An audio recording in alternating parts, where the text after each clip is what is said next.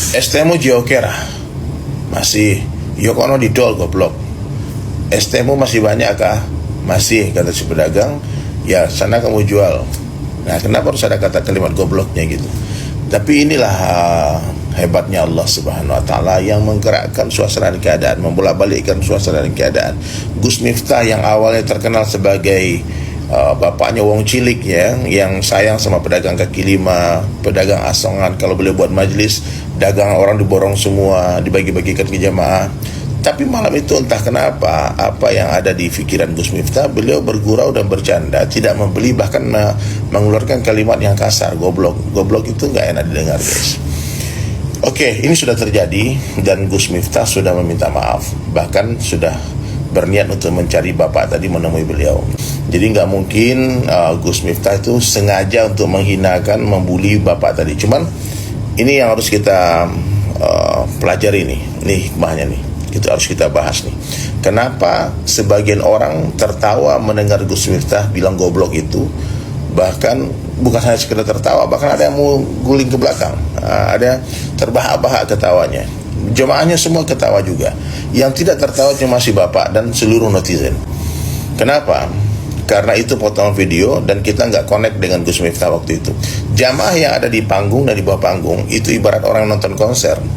Itu Gus Miftah sudah sambung hati dengan mereka, sehingga apapun guyonan, bercandaan yang keluar bagi mereka tetap terdengar indah di telinga mereka, sehingga bagi mereka tidak ada masalah kalimat goblok itu. Tapi si bapak nggak connect dengan Gus Miftah. Ya, ibarat main gitar, gitarnya nggak stem ini. Ketika mereka digenjreng sama Gus Miftah, terdengar nggak enak. Sehebat apapun pemain gitar, kalau dia genjreng gitar yang tidak stem, pasti akan terdengar fales, tidak enak. Nah, jadi inilah kenapa sebagian orang tertawa, sebagian orang marah. Ya kita yang netizen pun tidak connect dengan Gus Miftah, karena kita hanya menonton video yang sedikit itu. Coba kalau dari awal sudah bergurau, tentu kalian pun akan ikut tertawa seperti orang-orang di atas panggung itu. Yang di atas panggung itu kiai-kiai, gus-gus, orang-orang hebat. Dan dalam kasus ini, dalam sinetron ini, sandiwara ini, Masya Allah, ini dunia ini panggung sandiwara. Gus Miftah telah memerankan sebagai pemeran antagonis yang telah dihina satu Indonesia. Tapi Alhamdulillah beliau sudah mengakui kesalahan dan minta maaf, introspeksi diri. Dan kita doakan Gus Miftah terus dijaga sama Allah, karena jabatannya sekarang berat, ya memikul amanah sebagai utusan presiden, harus hati-hati bicara. Dan si bapak luar biasanya lagi, asbab dibully Gus Miftah, sekarang tak lama lagi insya Allah dia akan jadi miliuner, orang kaya raya deh.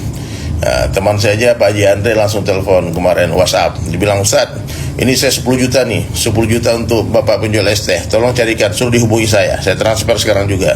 Dan kemudian juga Clara Sinta video call, dan bahkan banyak yang mau berangkatkan umroh. Masya Allah, Masya Allah. Nah, inilah kuasa Allah ya. Di dalam kesusahan, di dalamnya ada kemudahan. Di dalam kehinaan ada kemuliaan. Subhanallah, suka-suka Allah Subhanahu Wa Taala. Thank you Gus Miftah, terima kasih. Asbab Gus, rezekinya bapak penjual es teh Allah bukakan. Sangka baik terus, sangka baik terus, insya Allah hati jadi baik. Oke, sangka baik kepada Allah, sangka baik kepada Allah, insya Allah hidup kita baik, mati kita baik.